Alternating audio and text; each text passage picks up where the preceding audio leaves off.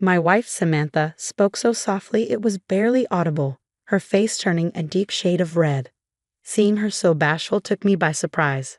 I found myself utterly captivated by her. But our relationship wasn't always like this. My name is Jack Andrews. I'm just an ordinary guy working for a medical device company.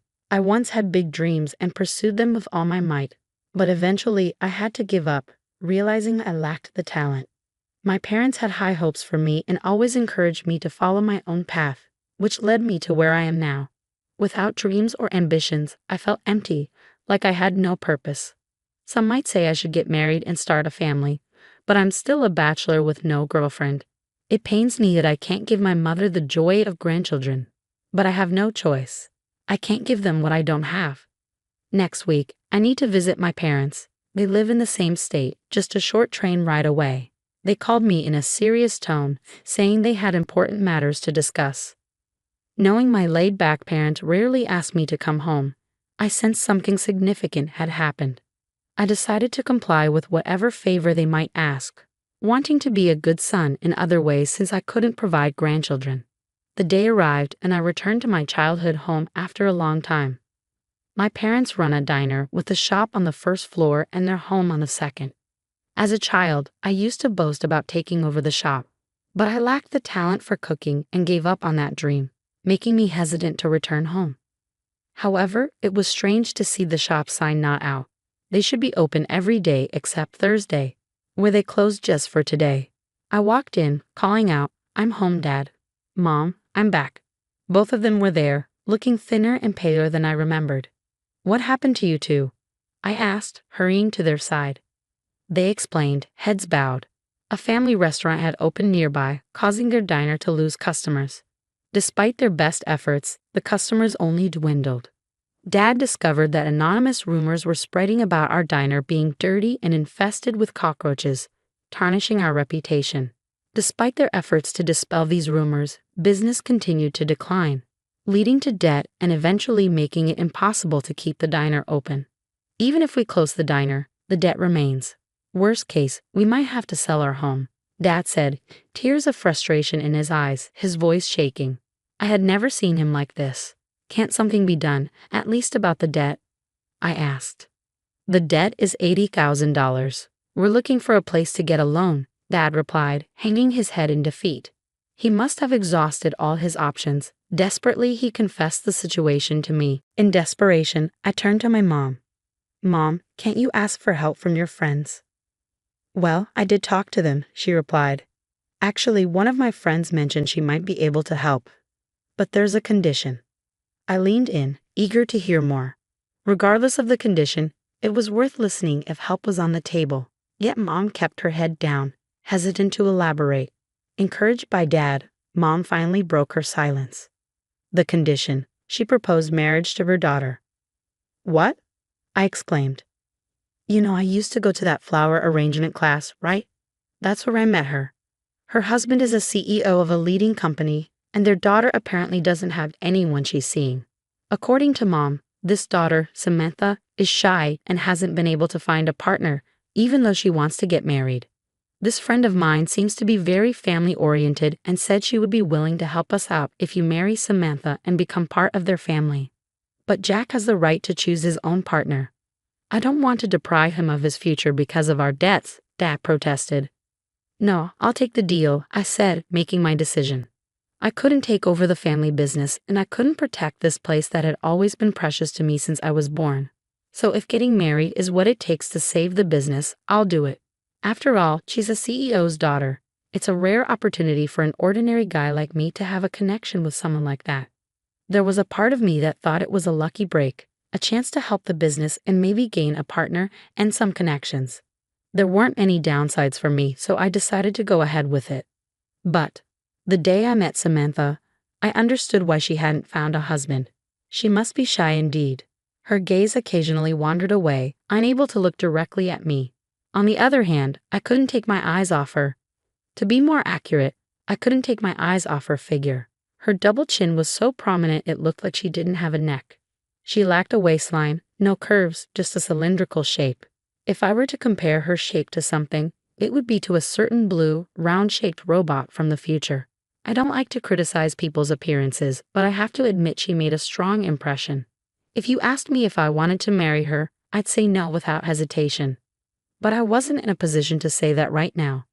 Nice to meet you, I'm Samantha. I'm Jack. Pleasure to meet you. Samantha shyly responded and made her greeting. I nodded in response, and after some discussion, we officially became engaged. A month later, we got married and officially became a couple. There was some discussion about living together, but marriage was a non-negotiable condition for repaying the debt. I had no reason to refuse. Perhaps understanding the situation, Samantha suggested that we don't force ourselves to live like a typical married couple but come together in our own way. So we ended up sharing a bedroom but not a bed. The so-called wedding night has not yet taken place. With Samantha's physique, sharing a bed would honestly be a squeeze. We were both used to living alone, so it was a bit awkward at first, but it seemed that Samantha had always aspired to be a typical wife. Good morning. I tried making breakfast. If you like, please have some, she said just before I left for work. Samantha, who had gotten up early, had prepared breakfast. Chicken soup, fish, and omelette. A hearty meal. The aroma of the food tickled my nostrils, stimulating my empty stomach. This is delicious. Even though I quit, I once aspired to be a chef.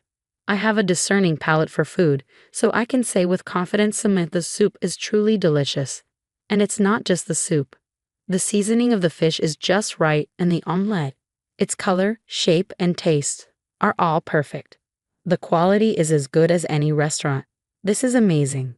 It must have been tough to make breakfast of this level, right? It's delicious, I said, engrossed in my breakfast. Samantha's face gradually turned red. I'm glad, I said, feeling a swell of pride. Be confident. I'm a diner's owner's son after all. Samantha, you're a great cook.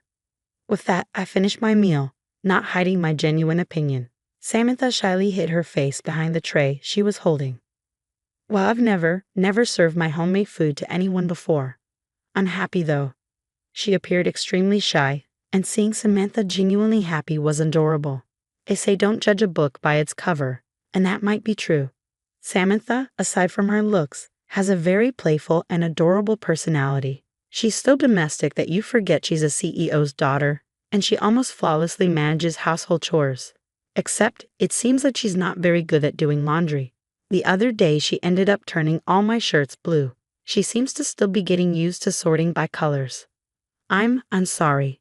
They've turned completely blue, haven't they? I've made that mistake before too, I said, trying to comfort her. A mistake that would depress me if I had made it somehow becomes forgivable when Samantha does it.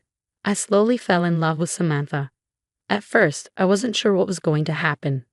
But by the time we had been living together for 6 months, I knew. One day, Samantha came home crying. What am I going to do? The doctor said I might not be able to have a baby one day. I can guess why. I don't necessarily expect us to have children, so don't cry so much, I tried to console her. But with my current figure, you won't be able to hold me, Jack, she said, choking up. Emotionally, I am perfectly able to love Samantha. But it's pretty tough with her 200-pound figure. While I was struggling for words, Samantha seemed to make up her mind, looking at me determinedly. I've decided I'm going on a diet. I want to live a long life, and I want children. Also, I want to walk proudly by your side, Jack. I can't stop Samantha when she says this while blushing. Samantha made up her mind, and thus she began her diet. Exercise is good for health, so I also joined her in the effort. I was just starting to worry about my waistline. I suppose I've put on some happy weight. It can't be helped. Samantha's cooking is too delicious. We went jogging together before work and walking every night. But as expected, it's not easy to keep up. I can't do it anymore, Samantha whined. I won't spoil you, I said firmly. This was a promise between me and Samantha. If she felt like giving up, I would be there to support her. So when Samantha looked ready to give up, I proposed something. Hey Samantha, I have a suggestion. What is it? How about we buy a dress? Here's my idea. I will buy the dress that you want to wear the most right now, and you will work hard on your diet so that you can wear that dress. It's easier for people to have a goal in front of them. That might be a great idea. I've never worn a dress before, Samantha said, getting on board with the idea. Additionally, we decided to separate our bedrooms. This was because Samantha wanted to do stretches and yoga at night. If I'm being watched, it's embarrassing, she said, When she makes a request like that, who am I to refuse? And so Samantha continued to put forth great effort. Half a year later, by the time we had been married for a year, Samantha had become astonishingly beautiful. I hadn't realized it because she was overweight, but she originally had a good figure. With her chest and butt standing out and her waist slimmed down, Samantha, now with a great figure, looked like a different person. Her weight dropped to the goal weight of 117 pounds, and Samantha came running to me beaming with joy. "Jack, I'm going to try on that dress today." "Really?" "I'm going to change in the bedroom. Wait for me here," Samantha said, heading to her bedroom. Come to think of it, for the past year, we hadn't slept in the same bed, had we? With the way Samantha is now, we could probably share a bed. In fact, isn't this the first time I've been allowed into her bedroom since she lost weight? Thinking like that, it felt almost like our wedding night. After all, Samantha had always strictly kept me out of her bedroom. "It's your first time in my room, isn't it?" she teased. "Hey, I'm looking forward to our first night." My heart skipped a beat, wondering for a moment if I'd accidentally voiced my thoughts. As if she had read my mind, Samantha laughed. "I'll be changed in a moment," she said, and shut the bedroom door. After a year together, we were comfortable enough to joke around like that, but her shyness hadn't changed. Just before she shut the door, I caught a glimpse of her blushing ears. After a little while, she called out, "I put it on. Come in." Upon Samantha's invitation, I entered the bedroom. This is my first time wearing a dress. How do I look? There stood Samantha, blushing yet gracefully wearing the red dress I'd bought. She looked stunning, her beauty resembling that of a goddess, leaving me speechless. "This is incredible. You look stunning," I finally managed to say. Samantha was that beautiful, enchanting, and alluring. Yet despite her appeal, she was blushing and fidgeting adorably. "Do I look weird?" she asked. "Not at all. You're beyond beautiful." "Really? Truly?" "Yeah, I'd rather not have you walk around outside like that, though." Upon hearing that, Samantha chuckled happily. "Oh, stop it, but I'm flattered. I'm just telling the truth. I mean, what if some strange guy comes over?" I muttered, a hint of anxiety in my voice. Samantha, in all her beauty, smiled. "In that case, you'll protect me, won't you?" Her blush was so very Samantha-like, and I chuckled in response. I resolved in my heart to protect Samantha at all costs and gently closed the bedroom door. From then on, time continued to pass. Welcome, believe it or not, I took over my dad's restaurant. Quitting my job and paying off the debt was one thing, but it was no easy task to bring a reputation-damaged restaurant back to life. But now we transformed into a popular restaurant with lines from the morning. "Jack, take this to table 5. "Got it." "Samantha, how's the meal for table 8? "It's almost ready." Yes, it's Samantha in the kitchen now. When I explained the situation of the restaurant, Samantha said she wanted someone to try her cooking given the lack of popularity. "Jack, you praise my cooking, right?" That gave me confidence. To be honest, I was convinced that if Samantha cooked for the restaurant, it would surely succeed. That's how much I trust Samantha's cooking skills.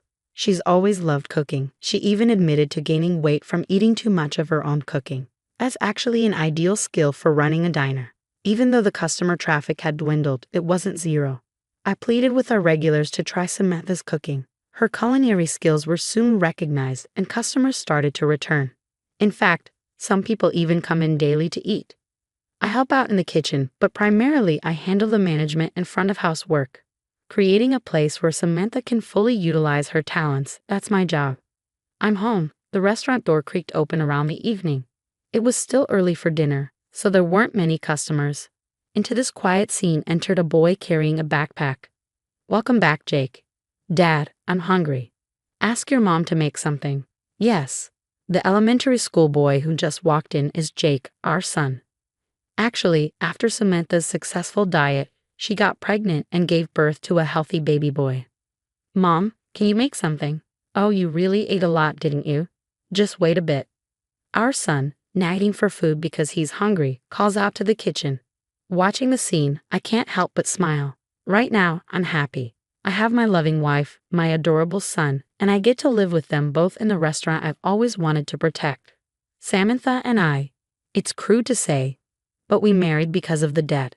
It's probably not what you'd call a good match, but I can say this from the bottom of my heart. I'm glad I married you. How did you find that?